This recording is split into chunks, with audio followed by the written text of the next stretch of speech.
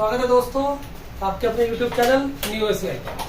मैं रहे दोस्तों की आपका स्वागत अभिनंदन करता हूँ। इतिहास की कड़ी में हम लोगों का आज अगला लेक्चर, और कल तक हमने जाना था कुछ क्षेत्रीय राज्यों का उदय। क्षेत्रीय राज्यों में बंगाल के साथ कुछ जाना, अवध के साथ हम लोगों ने थोड़ा हैदराबाद के बारे में जाना, चिंकलीज खां, सैयद बंधु, मुगल दरबार में गुट, ईरानी गुट, तुरानी गुट, हिंदुस्तानी गुटों के बाद हमने थोड़ा सा पढ़ा बंगाल से पहले फिर मुगल साम्राज्य का उत्तर मुगल काल जो चल रहा था। उत्तर मुगल काल में हमने बहादुर शाह, जहादर शाह का जो ईरानी गुट का जिसने उसे बनवाया जुल्फिकार था। उसके बाद फर्रुख शेर के बाद 1719 में मोहम्मद शाह जिसे हम बोलते हैं रंगीला, और मोहम्मद शाह ने ही 1724 में, इसी के कालखंड में ही 1724 में बंगाल का नवाब चिंकलीज खां, और उस चिंकलीज खां को मोहम्मद शाह के द्वारा उपाधि दी जाएगी। उपाधि किस चीज की होगी? असफ जहां। ये क्वेश्चन एग्जाम के लिए इंपॉर्टेंट है। अब मैंने बताया कि मुगल जो साम्राज्य है वो अपने आप में बहुत ही ज्यादा मजबूत साम्राज्य है। ये टाइम जब अकबर, जहांगीर और औरंगजेब तक, मैंने कल बताया आप लोगों को कि स्टार्ट करते हैं। कल आप लोगों को बताया गया कि जो मुगल साम्राज्य है वो अपने आप में बहुत ही ज्यादा मजबूत साम्राज्य था औरंगजेब तक। परंतु औरंगजेब के बाद मुगल साम्राज्य का धीरे धीरे पतन होने लगा। अब जो पतन हो रहा है मुगल साम्राज्य का, तो उसमें मैं आप लोगों को यदि बताऊं तो ये यदि भारत का नक्शा आप देखें, इस नक्शे से आप लोग जब उत्तर पश्चिम देखते हो तो उत्तर पश्चिम में ऐसा कहा जाता है कि काबुल, गजनी और कंधार, ये तीन सुरक्षा पंक्ति हमारे सामने वैज्ञानिक सुरक्षा पंक्ति है। और इन सुरक्षा पंक्तियों को तोड़कर उत्तर पश्चिम से यदि कोई आ रहा है आक्रमणकारी, तो बड़ा मुश्किल होता था इन सुरक्षा पंक्ति को तोड़कर भारत में प्रवेश करना। लेकिन ये सुरक्षा पंक्ति हम देखेंगे पूरे प्राचीन भारत से लेकर ये तीन राजवंश ऐसे हुए हैं, तीन राजवंश हिंदुस्तान में जिन्होंने काबुल कंधार सुरक्षा पंक्ति पर, काबुल, गजनी और कंधार सुरक्षा पंक्ति पर अपना कब्जा जमाए रखा। और वो तीन राजवंश कौन कौन से हैं जानते हो? वो तीन राजवंश हैं, नंबर 1 मौर्य, नंबर 2 कुषाण, या तो मौर्य के काल में ये तीनों भारत के कब्जे में था या कुषाण के टाइम पर, और नंबर 3 मुगल। हालांकि मुगलों के काल में जब शाहजहां का पीरियड आया तो शाहजहां के काल का या शाहजहां के समय कंधार पर ईरानियों का कब्जा हो गया था। कंधार ईरानियों के कब्जों में चला गया। ये किसके टाइम पर हुआ? शाहजहां के टाइम पर। फिर बोल रहा हूं, यहाँ हिंदू कुश पर्वत, काबुल, गजनी और कंधार एक वैज्ञानिक सुरक्षा पंक्ति, और इस वैज्ञानिक सुरक्षा पंक्ति को तोड़कर किसी आक्रमणकारी का भारत में प्रवेश करना एक तरीके से असंभव था। और ये प्राचीन भारत से, जब हम मौर्य काल देखते हैं तो तब या तो भारत के हाथ में थी, कुषाण काल, मौर्योत्तर काल के अंदर का कुषाण काल आता है, कुषाणों के टाइम पर ही हमारे हाथ में थी, या मुगलों के टाइम पर ही हमारे हाथ में रही। शाहजहां के टाइम पर कंधार हमारे हाथ से निकल गया था, क्योंकि कंधार पर ईरानियों ने आक्रमण कर दिया था। ईरानी जो है कंधार पर आ गए थे। और मैं आप लोगों को बताऊं, इस सुरक्षा पंक्ति के बाद में सुलेमान दर्रा, खैबर दर्रा, गोलन दर्रा। थोड़ा सा ज्योग्राफिकल मैं आपको इसलिए बता रहा हूं ताकि आप लोग इतिहास की समझ को और अच्छे से डेवलप कर सकें। वैज्ञानिक सुरक्षा पंक्ति जो है, इस वैज्ञानिक सुरक्षा पंक्ति को तोड़कर दर्रे से प्रवेश करके भारत में एंट्री करना पड़ता था आक्रमणकारियों को। और ज्यादातर, अगर मैं बात करूं, ज्यादातर जो आते थे वो खैबर दर्रा से एंट्री करते थे। गोलन दर्रा, पहली बार यदि गोलन दर्रे का प्रयोग किसी आक्रमणकारी ने किया है तो वो है मोहम्मद गौरी ने गोलन दर्रे का प्रयोग किया है, और तब वो भारत में एंट्री करा है। और जितने भी आक्रमणकारी आए हैं वो सब कौन से दर्रे से आए हैं? खैबर दर्रे से आए हैं। लेकिन मोहम्मद गौरी ने पहली बार गोलन दर्रे को तोड़कर भारत में प्रवेश किया था। ये थोड़ी सी जानकारी ताकि आप लोग थोड़ा सा लिंक करके समझ सकें। मैं सिर्फ कर रहा हूं।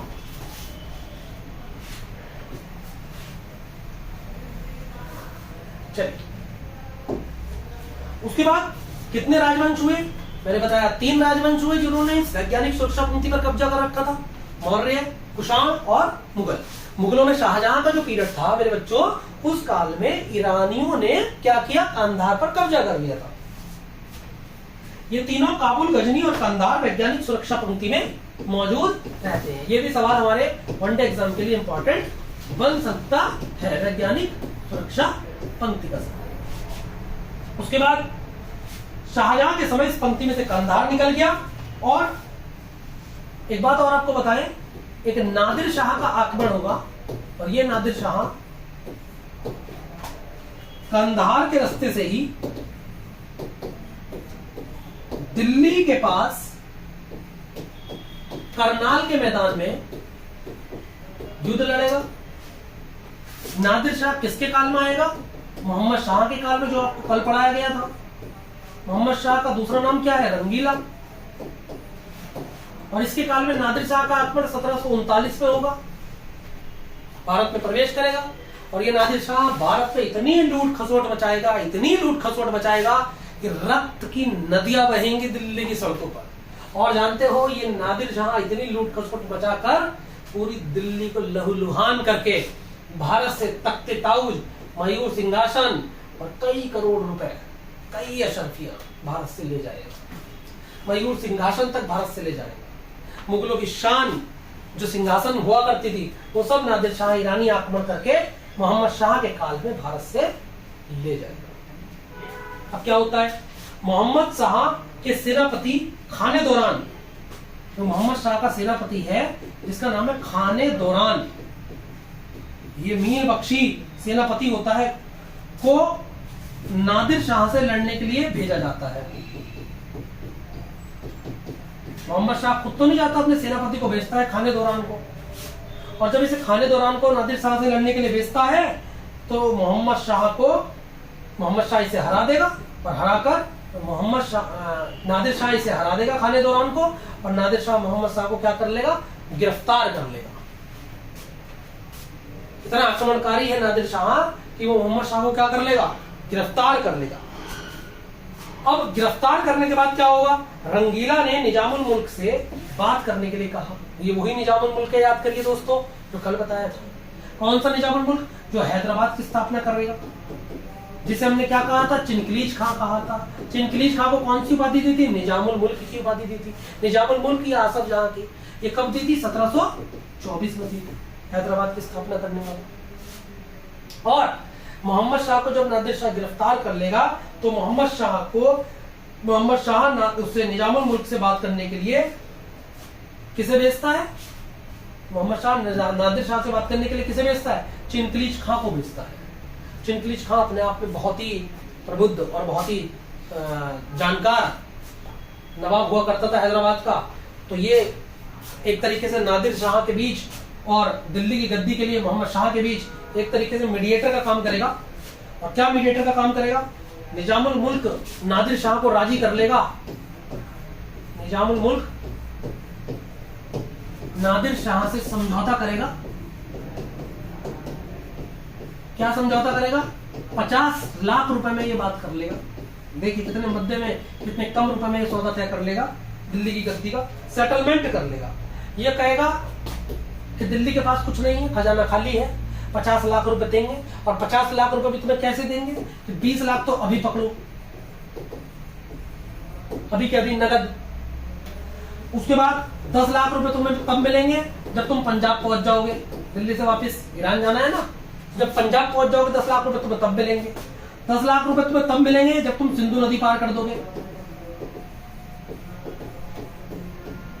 और 10 लाख तुम्हें तो हम ईरान के दरबार में भिजवा देंगे। देखिए कितना शानदार समझौता हुआ है उस समय मेरे बच्चों।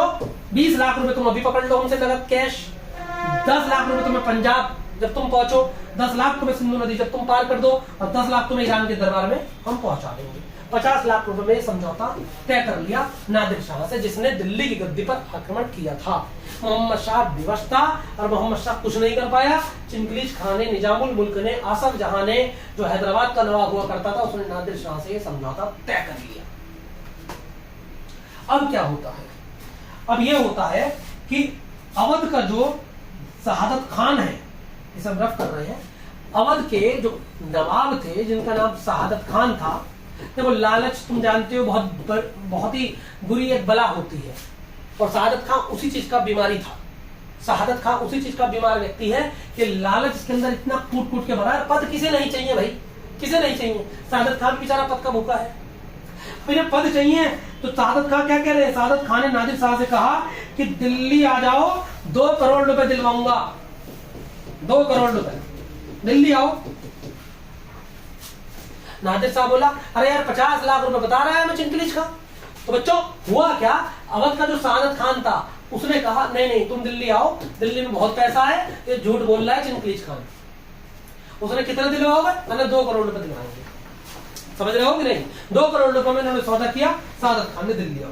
शहादत खान को लगा कि खाने दौरान का पद, मीर बख्शी का पद खाली हो गया है।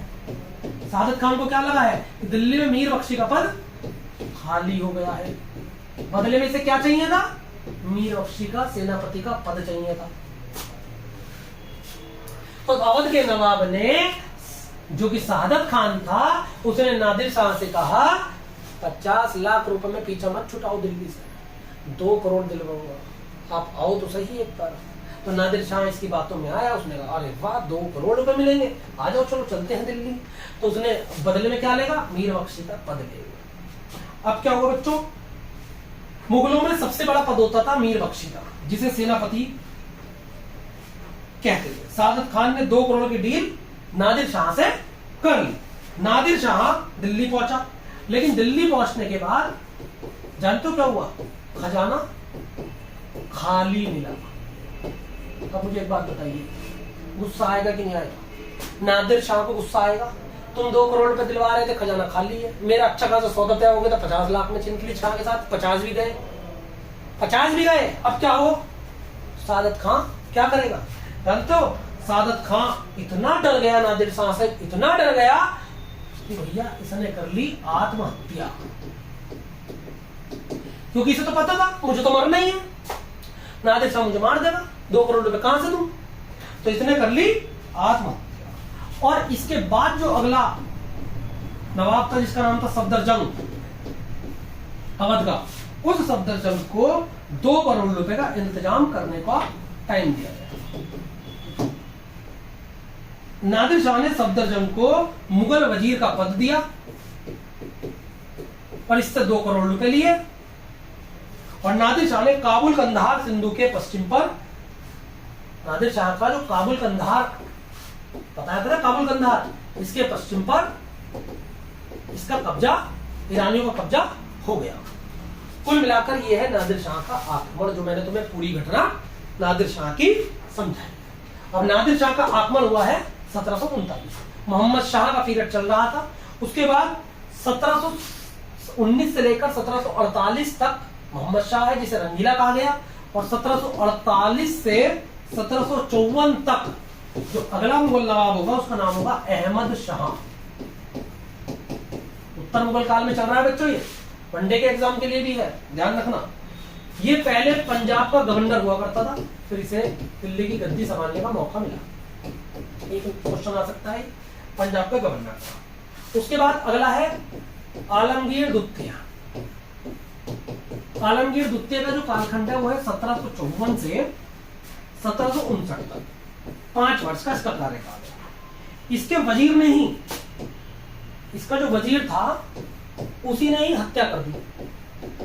बताओ जी, इनके तो वजीर भी विश्वासघात निकले। अरे वजीर छोड़ो, ये तो पुत्र बाप को मार रहा है, तुम वजीर की बात कर रहे हो। आलमगीर द्वितीय के वजीर ने आलमगीर द्वितीय की हत्या कर दी। 1754 से लेकर 1759 का इसका कार्यकाल है। अब 1759 के बाद दिल्ली की गद्दी पर 1806 तक, बहुत ही लंबे टाइम के लिए आ रहे हैं, इनका नाम था शाह आलम द्वितीय। दिल्ली की गद्दी पर जो अगला मुगल आता है, उसका नाम है शाह आलम द्वितीय। शाह आलम द्वितीय ने, जानते हो क्या हुआ? शाह आलम द्वितीय को जब ब्रिटिश टटोल रहे हैं और ब्रिटिश जब इन्हें ढूंढ रहे हैं, और जब बक्सर का युद्ध होगा, इसी बीच बक्सर का युद्ध होगा, जानते हो 1764 में, बहुत इंपॉर्टेंट है 1764 में बक्सर युद्ध। और इससे पहले 1757 में होगा प्लासी युद्ध। तो 1764 में बक्सर के युद्ध में दिल्ली की गद्दी पर कौन है? शाह आलम द्वितीय। ये भाग के शरण लेगा कहाँ? अवध में भाग जाएगा, छोटे से भगा देंगे दिल्ली की गद्दी से।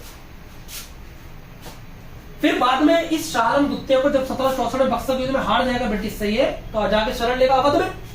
उसके बाद 1774 लगभग 1772 में महादजी सिंधिया पेश, ये जो तुम्हारा मराठा है महादजी सिंधिया, ये दिल्ली की गद्दी पर शाह आलम द्वितीय को पुनः बिठाएंगे।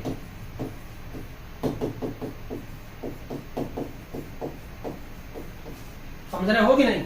1759 से 1806 तक शाह आलम द्वितीय का कार्यकाल है। शाह आलम द्वितीय बक्सर के युद्ध में 1764 का जो युद्ध हुआ है, जिसमें अवध का नवाब सुजाउद्दौला और दिल्ली का शाह आलम द्वितीय और बंगाल अमीर कासिम, ये मिलकर युद्ध लड़ेंगे ब्रिटिश के साथ, लेकिन ब्रिटिश इन्हें हरा देंगे। उसके बाद शाह आलम द्वितीय को शरण लेनी पड़ेगी अवध में, और इस दिल्ली की गद्दी जब खाली हो गई तो महादजी सिंधिया 1772 में शाह आलम द्वितीय को दिल्ली की गद्दी पर बिठा देंगे। इस प्रकार शाह आलम द्वितीय का थोड़ा बहुत आपको ओवरव्यू मिला। क्या है, आगे चलते हैं। फिर आएगा अकबर द्वितीय। अकबर द्वितीय बेसिकली 1806 से 1837 तक रहेगा। इसी के कार्यकाल में राजा राम मोहन राय आएंगे, पढ़ना पड़ेगा अकबर द्वितीय के कार्यकाल में। इसके बाद आएंगे अंतिम मुगल बहादुर शाह जफर, और यही मुगल का नेतृत्व करेंगे 1857 की क्रांति। तो बच्चों, ये 1837 से 1857 तक मुगल नवाब रहे। तो कल आप लोगों को ये बताया गया था, ये हो गए उत्तर मुगल का। तो कल आप लोगों को तीन न करके हमने बताया था आप लोगों को 4 उत्तराधिकार राज्य। 4 उत्तराधिकार राज्य में सबसे पहला राज्य बताया था हमने आप लोगों को बंगाल। बंगाल के बाद हमने आपको बताया था अवध। फटाफट रिवीजन करवाते हैं। नंबर 3 बताया था हैदराबाद। नंबर 4 पे बताया था कर्नाटक। कर्नाटक के बारे में बताते हैं सादतुल्ला खान। तो ये 4 राज्य हमने आप लोगों को बताए थे। बंगाल में मुर्शिद कुली खान बताया था। बंगाल व्यवहारिक रूप में मुर्शिद कुली खान के अंतर्गत आ गया था, और मुर्शिद कुली खान 1717 से 1727 तक कार्यकाल में नवाब के रूप में रहेंगे। स्वतंत्र रूप से उदय हो गया था। इसके बाद हमने उसका उत्तराधिकारी बताया था, जो कि इनके दामाद थे, जिनका नाम था सुजाउद्दीन। कल सब आपको बताया गया था कल की क्लास में 1727 से 1739 तक का इसका पीरियड होगा। उसके बाद हमने आप लोगों को बताया था इसका उत्तराधिकारी सरफराज खान। सरफराज खान का पीरियड बताया था कल 1739 से 1740, 1 वर्ष का। और फिर इसे गद्दी से हटाकर इसका सेनापति बैठ गया था, जिसका नाम था अली वर्दी खान। याद करो दोस्तों, 1740 से 1756। इसी ने पहली बार मुगल शासक को राजस्व देना बंद कर दिया था। कल आप लोगों को बताया गया था, इसी ने पहली बार मुगल शासन को राजस्व देना बंद कर दिया था। उसके बाद हमने थोड़ा अवध के बारे में कल आपको बताया था। क्या था अवध के बारे में? कि अवध में 1722 में सादत खान अवध इसके नेतृत्व में आता है। 1739 में इसका उत्तराधिकारी बनेगा अगला कौन? सफदरजंग। ये वही सफदरजंग है जो नादिर शाह को 2 करोड़ रुपए देगा, क्योंकि ये तो आत्महत्या कर लेगा, इसके तो बस की है नहीं कुछ भी। फिर क्या होगा? सफदरजंग का उत्तराधिकारी होगा सुजाउद्दौला। सुजाउद्दौला होगा। बक्सर के युद्ध में यही शामिल होगा सुजाउद्दौला अवध की तरफ से। बक्सर युद्ध में सुजाउद्दौला शामिल होगा। तीसरा राज्य हमने बताया तुम्हें हैदराबाद। हैदराबाद 22 से 24 मान लो, 22 से 24 लिखा रहता है किताबों में विपिन चंद्र में। और इसको स्थापित करने वाला जो व्यक्ति होगा वो निजामुल मुल्क आसफ जहां।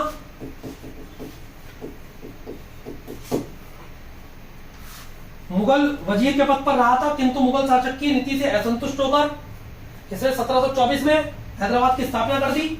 और अंतिम में कर्नाटक, तो हैदराबाद में से दक्षिण क्षेत्र को, हैदराबाद का दक्षिण क्षेत्र ही क्या कहलाता है? कर्नाटक कहलाता है। हैदराबाद का दक्षिण क्षेत्र कर्नाटक कहलाता है। इस प्रकार ये हमारे उत्तराधिकार वाले राज्य होते हैं। फिर एक बार रिवीजन करा देंगे बच्चों, उम्मीद है मुझे समझ आ गया होगा आप लोगों की। क्लीन करता हूं इसे। उसके बाद इधर आप लोगों को पता होगा मुगलों की बॉन्डिंग राजपूतों के साथ बहुत बढ़िया तरीके से रही है। मुगल और राजपूत की बॉन्डिंग बहुत बढ़िया रही है।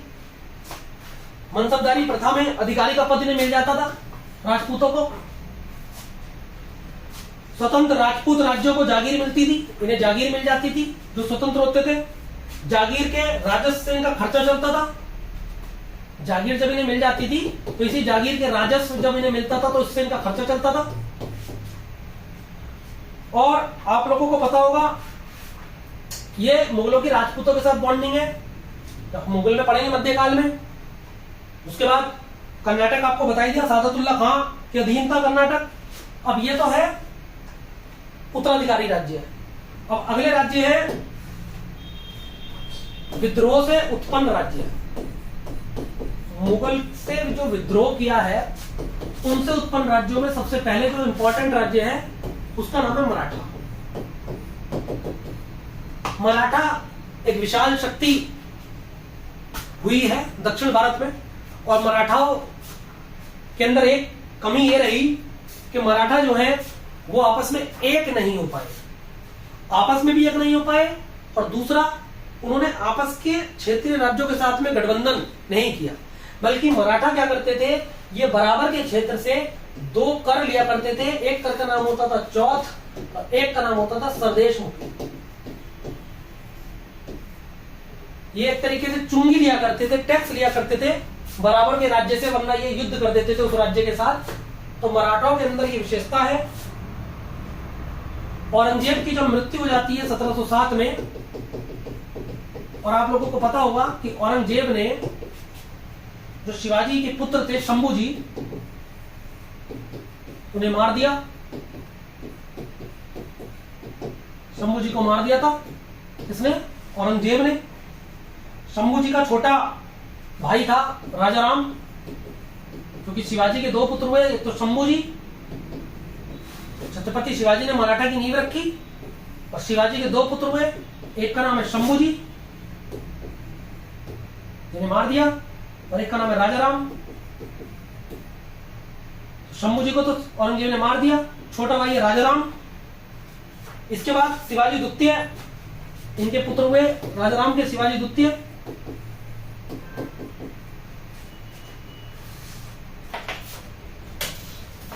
और जो शंभू के पुत्र थे उनका नाम था शाहू जी महाराज। इनकी पत्नी हुआ करती थी यशोबाई शंभू जी की। और शाहू जी महाराज को औरंगजेब कैद कर लेगा, औरंगजेब द्वारा कैद। शाहू जी को ये कैद कर लेगा, कैद करके अपनी शरण में ले जाएगा। लेकिन शाहू को कौन छोड़ता है फिर? 1707 में औरंगजेब की मृत्यु के बाद, 1707 के बाद जो उत्तर मुगल काल में आता है बहादुर शाह प्रथम, वो क्या करेगा? शाहू को छोड़ देगा।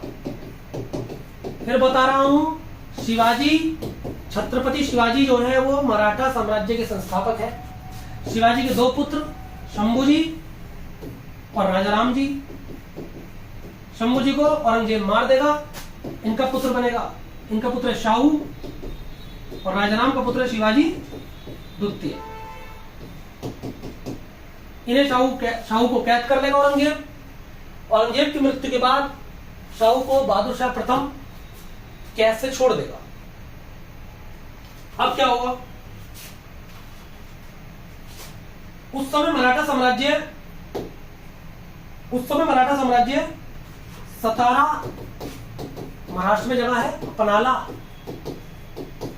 दोनों पर शिवाजी द्वितीय का कब्जा हुआ करता था।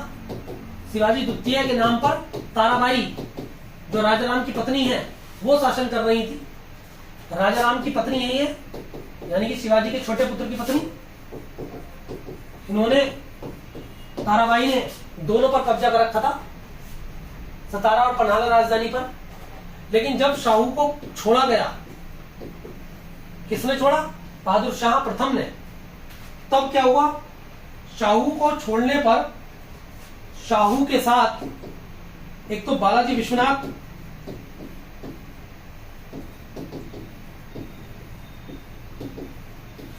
और इनके साथ धन्नाजी जाधव, ये एक्चुअल में ताराबाई का सेनापति हुआ करता था। भाई जब शाहू को जेल से छोड़ा गया तो शाहू ने भी गद्दी के लिए दावेदारी ठोक दी। लेकिन गद्दी पर कौन बैठा है? ताराबाई का पुत्र शिवाजी द्वितीय है। तो शाहू के साथ एक तो ब्राह्मण बालाजी विश्वनाथ मिल गया और एक धन्नाजी जाधव मिल गया। इन तीनों का गठजोड़ ने वर्सेस ताराबाई से युद्ध लड़ा। ताराबाई और शिवाजी द्वितीय से युद्ध लड़ा, और इसका ताराबाई का जो सेनापति हुआ करता था धन्नाजी यादव, वो शाहू जी के समूह में शामिल हो गया। तो इन तीनों की जीत होती है और ताराबाई हारती है। इस प्रकार शाहू जी का कब्जा मराठा के अंदर छत्रपति के रूप में स्थापित हुआ। तो ये मराठा की कहानी। मराठा चौथ और सरदेशमुखी नाम के कर लिया करते थे, जिससे पड़ोसी राज्य बड़े गुस्से में रहते थे मराठाओं से। चौथ एक प्रकार का कर होता था। चौथ तो ये लेते थे जब कोई राज्य जीत लेते थे मराठा, तो राज्य जीतने के बाद मराठा चौथ लिया करते थे, और ये 25% हुआ करता था, यानी कि 1/4। और सरदेशमुखी राजस्व का 10% लिया करते थे। किसी देशमुख बोलते हैं जमींदार को।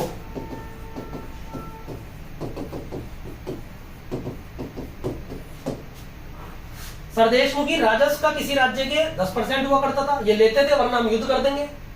और चौथ होता था राज्य जीतने के बाद, तुम हमें 25% दोगे। तो कुल मिलाकर ये टैक्स जो है इनके पास 25 + 10 35%, 35% का टैक्स ये उस राज्य का अपने पास ले लेते थे। तो बराबर वाले राज्य पर क्या बचा? सोच के देखिए वो प्रशासन कैसे चलाएगा। इसलिए हर एक पड़ोसी राज्य मराठाओं से बड़ा खफा रहता था, मराठाओं की मदद नहीं करते थे। इसी का कारण है कि 1761 में पानीपत के युद्ध में मराठाओं की किसी भी पड़ोसी राज्य ने मदद नहीं की। इस प्रकार पानीपत का जो तृतीय युद्ध हुआ था वो हुआ था 1761 में। अहमद शाह अब्दाली वर्सेस मराठा के बीच युद्ध हुआ था। लेकिन मराठाओं की किसी ने मदद नहीं की थी, कोई भी हिंदू शासक इनके संपर्क में नहीं आ पाया। और इसका कारण कोई और नहीं बल्कि चौथ और सरदेशमुखी कर ही है। चौथ और सरदेशमुखी के कारण हर राज्य मराठाओं से परेशान था।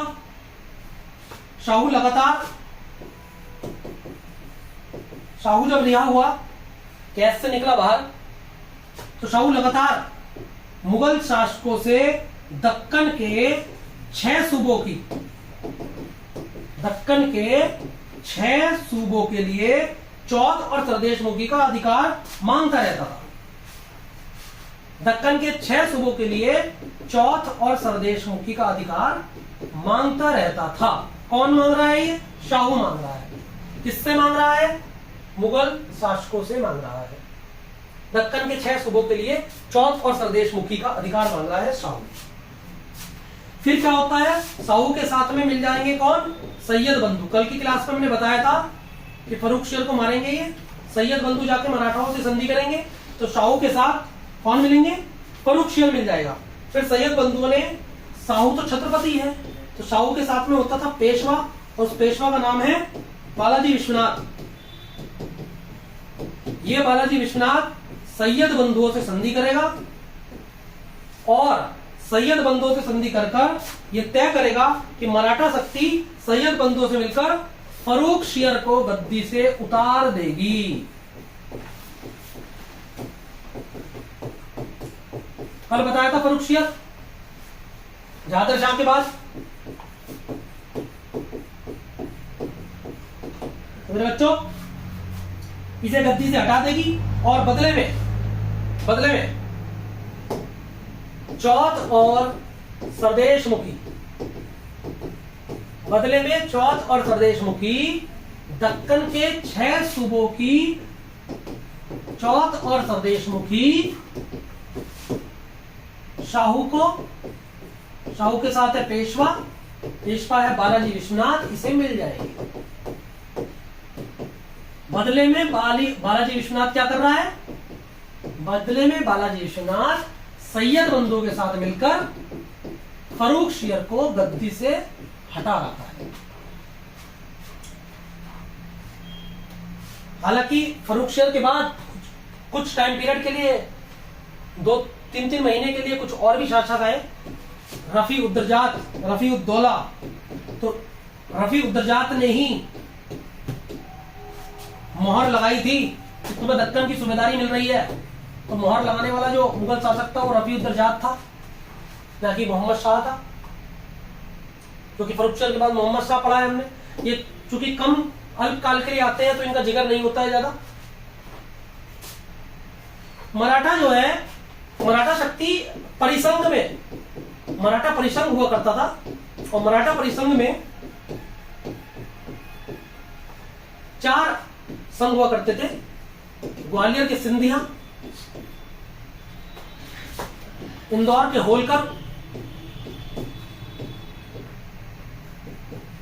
गायकवाड़, बड़ौदा के गायकवाड़ और नागपुर के भोसले। मराठा शक्ति इन 4 परिसंघों में होती थी। कर और सरदेश मुखी लेने के लिए ये सब एक डिवीजन बांटा था बालाजी विश्वनाथ ने। बालाजी विश्वनाथ ने ही इस परिसंघ को बनाया था। केंद्रीय सत्ता जब कमजोर होती है तो नीचे के लोग अपने को सरदार मानने लगते हैं, तभी सामंतवाद पनपता है। और यही हुआ कि सिंधिया की शक्ति जब पनपी, होलकर की शक्ति जब पनपी, गायकवाड़ की शक्ति जब पनपी, भोसले की शक्ति जब पनपी, तो इन्होंने केंद्रीय परिसंघ के खिलाफ बगावत करनी शुरू कर दी।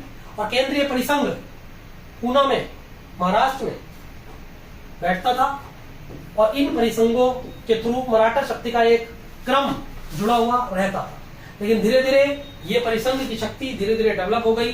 धीरे धीरे उन्होंने गठबंधन किए एक दूसरे के साथ, और मराठा शक्ति में आपस में भी फूट पड़ने लगी।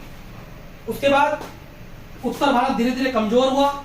मोहम्मद शाह के काल में जब उत्तर भारत कमजोर होगा, तो उसी उत्तर भारत की कमजोरी का फायदा उठाएगा नादिर शाह, और 1739 में नादिर शाह आक्रमण कर देगा। मेरे बच्चों, नादिर शाह जब आक्रमण करेगा तो बताया था बड़ा ही भीषणकारी आक्रमण है वो। फिर क्या होगा बच्चों, इसे रफ कर रहे हैं हम। फिर क्या होगा कि बाजीराव प्रथम, अगला पेशवा बाजीराव प्रथम आएगा, जिसका कार्यकाल होगा 1720 से 1740। इससे पहले जो पेशवा था उसका नाम था बालाजी विश्वनाथ। लेकिन जो अब पेशवा हैं ये 1714 से 1720 तक थे, जो शाहू जी के टाइम पर थे पेशवा।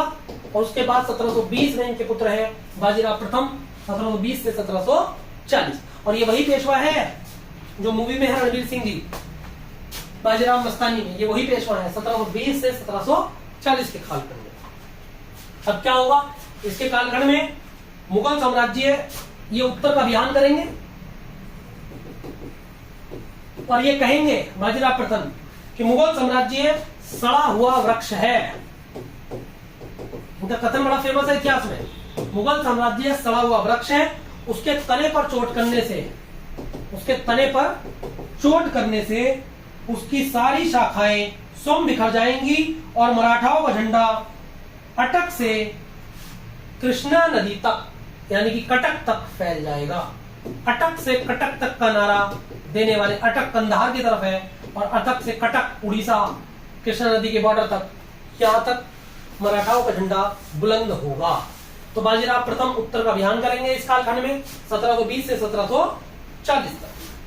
तो बच्चों,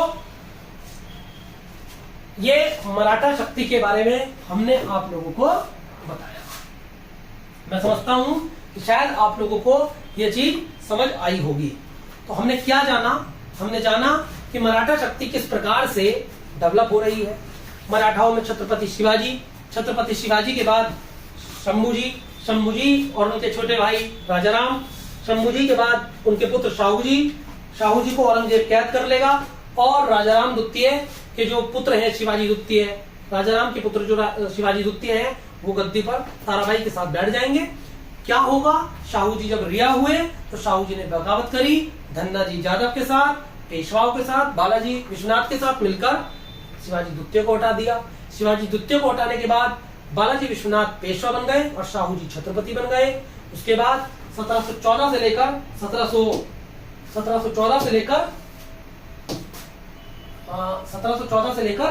1720 तक ये कौन है? बालाजी विश्वनाथ। और बाजीराव प्रथम कब बने? 1720 से लेकर 1740 तक। उत्तर भारत का अभियान करने में इनकी महत्वपूर्ण भूमिका है। तो आप धीरे धीरे देख रहे हो कि ये विद्रोह से पनपने वाला राज्य है। मराठाओं के खिलाफ इन्होंने विद्रोह किया, मुगलों के खिलाफ इन्होंने विद्रोह किया है मराठाओं ने। और हमने 4 राज्य पढ़े। तो अब हम इसके बाद अगला राज्य इसमें सिख पढ़ेंगे। सिख के बाद हम लोग जानेंगे यहाँ जाट राज्य है। फिर हम धीरे धीरे फिर मैसूर पर आएंगे, जो मैसूर परिधि से बाहर है मुगल की, कालीकट, त्रावणकोर। उसके बाद ये क्षेत्रीय राज्यों का उदय का टॉपिक जो है हमारा खत्म होगा। दोस्तों, मैं ये समझ रहा हूँ कि शायद आप लोगों को कोई डाउट ना हो, लेकिन फिर भी यदि आप लोगों को कोई भी डाउट अगर आपका बनता है तो आप कमेंट बॉक्स में मेरे से पूछ सकते हैं। आज की क्लास को मैं यहीं रोकता हूं दोस्तों। अगली क्लास फिर मुलाकात करते हैं कल को। ध्यान रखिए अपना। शुभ रात्रि, शपथ।